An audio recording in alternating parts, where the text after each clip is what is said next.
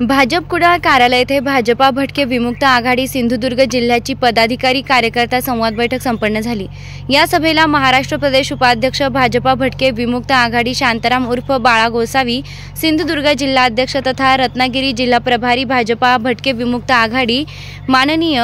नवलराज काळे, राष्ट्रीय समाज पक्ष कोकण प्रदेश अध्यक्ष समिती मयेकर, रासप कुडाळ तालुका अध्यक्ष सौ शिंदे, भटके विमुक्त आघाडी जिल्हा उपाध्यक्ष सुरेश झोरे, सरचिटणीस दीपक खरात, जिल्हा युवा अध्यक्ष प्रकाश पवार, कुडाळ भाजपा भटके विमुक्त आघाडी तालुका अध्यक्ष रमेश राठोड, इतर तालुका पदाधिकारी कार्यकर्ते मोठ्या संख्येने उपस्थित होते। यावेळी प्रदेश उपाध्यक्ष बाळा गोसावी, जिल्हाध्यक्ष नवलराज काळे, जिल्हा उपाध्यक्ष सुरेश झोरे, जिल्हा सरचिटणीस दीपक खरात, रासपा कोकण प्रदेश अध्यक्षा मयेकर यांनी उपस्थितांना मार्गदर्शन केले।